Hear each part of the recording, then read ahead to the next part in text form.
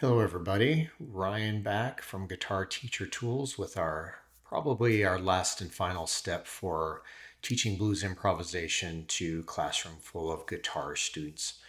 Now this is kind of the last step that I teach them, and I do kind of explain there's a couple extra steps if they want to go past that, but this is kind of the last step for classroom unit, just because most of the kids now have decided whether they want to do this or not. And I explained to them there's a couple things they can do past that, which is basically just learning licks and how to adapt licks. But I really don't go through that in a classroom setting, just because most kids at this point have got the basics, and I will kind of help them individually if they want to go to that next step of, again, learning licks, learning how to manipulate the licks and things like that, and going from there.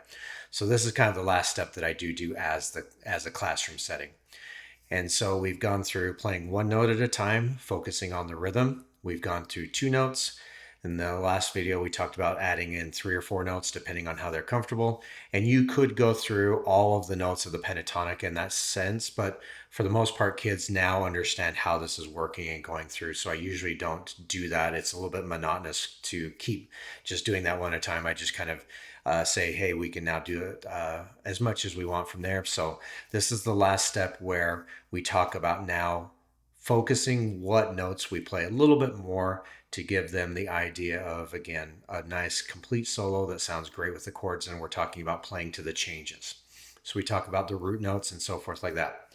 So the first thing we talk about is if the E chord, E7, E minor, E5 is being played, we talk about that the E note is a good, safe home base for your notes. So starting and ending a lick on that E note is not necessarily essential, but it's a good, safe place to play. So what I'll do is I'll put this pentatonic scale up on the board, and I will circle out the notes and label them. So as you can see here, I've got it labeled for E, A, and B, the 3 root tones for the 3 chords of the E, key of E, 12-bar blues.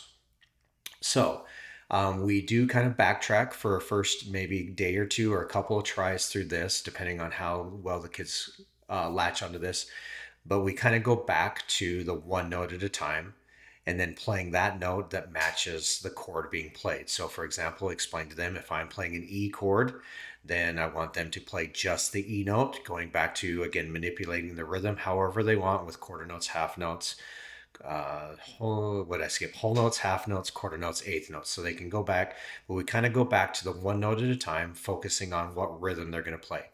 Now, again, the reason for this is because they really have to memorize and nail down knowing what chord is coming up and which note they're going to play with that. They have to think ahead a little bit. And by this point, they've heard me and they've played the pentatonic, or not the pentatonic, excuse me, the 12-bar blues a lot. So most of them now do kind of anticipate, they do kind of know when a chord is going to change, maybe not necessarily which one. So as I play, I will announce, hey, the E chord is up, the A, and so forth.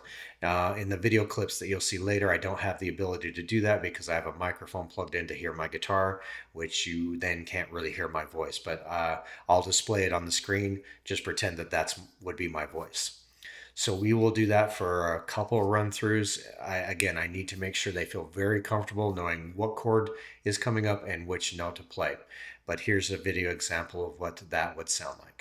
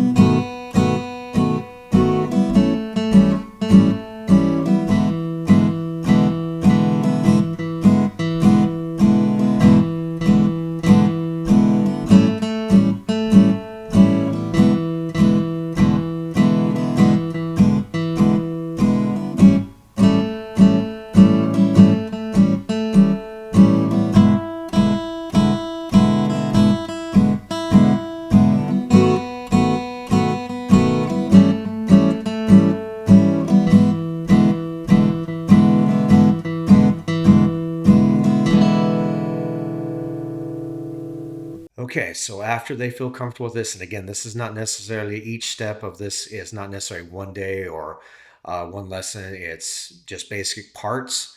So I have to just kind of really feel out how well the kids are doing um, with each step before I go on. So each step could be a week long or a couple lessons long. Don't rush through this. That's the key to this, is make sure they feel comfortable first.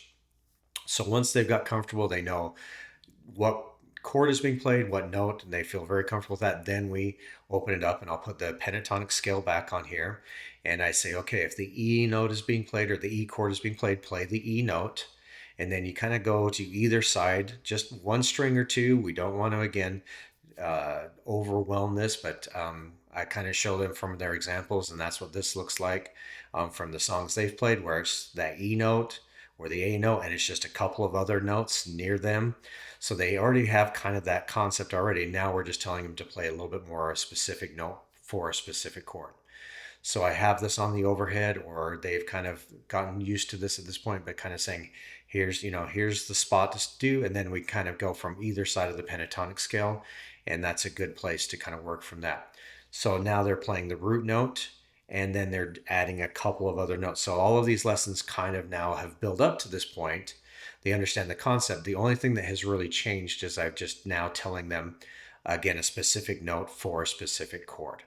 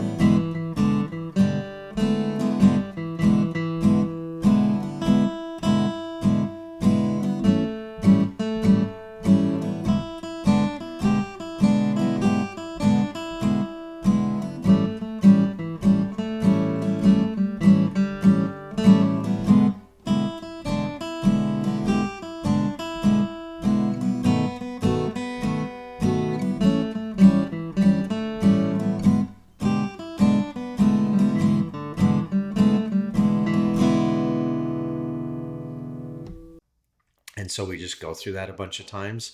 And again, that's really what improvisation is. And I tell them the nice thing is when you change scales, you just have to find that. And we're doing the open one, so it does change obviously a little bit.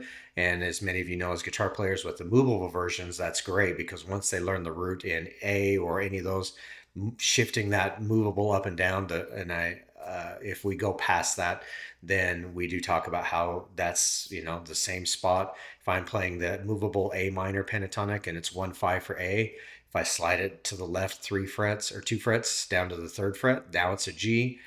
They almost don't even have to know that that's a G anymore. They can just just from rote memory, know that that's going to be one of the root notes for the one chord and so forth from there. So we've gone from one note, two notes, three, maybe four notes, and then usually that's when I transition again. Let's now focus a little bit more, make it a little bit more better sounding by focusing on notes that belong in the chord, especially the root note. I usually don't get into the third, the fifth, the seventh, too much into that yet. Some kids sometimes will pick up and like, oh, well, this note, it's not the root note, but I notice that when I play E7, this is one of the notes. They'll pick up on that a lot of times by themselves. Or you might take just a few minutes and say, hey, here's a couple of other notes to think about, that when you're playing E7, you could play these notes, or A, and so forth from there. But again, just kind of have to feel out how much your kids want to do this. And again, those are usually advanced level steps. If kids individually want to do that, I'll take it from there. So I hope this series has been helpful for you to, if nothing else, just give you new ideas to teaching improvisation. If you're like me and thought, well, I can't do this for 30 kids because it's just chaos. I hope that I've given you some ideas to help you. Yes, it's still chaotic, but at the same time, it can be done. And kids do learn as an individual with this. And then again, I have kids that will come and we'll spend some time sometime after school. We'll spend extra time going from there, but this gets them a very good solid foundation, and most kids now understand the concept enough that they're able to explore it on their own. So I hope this helps, and I'll see you on the next video. Bye.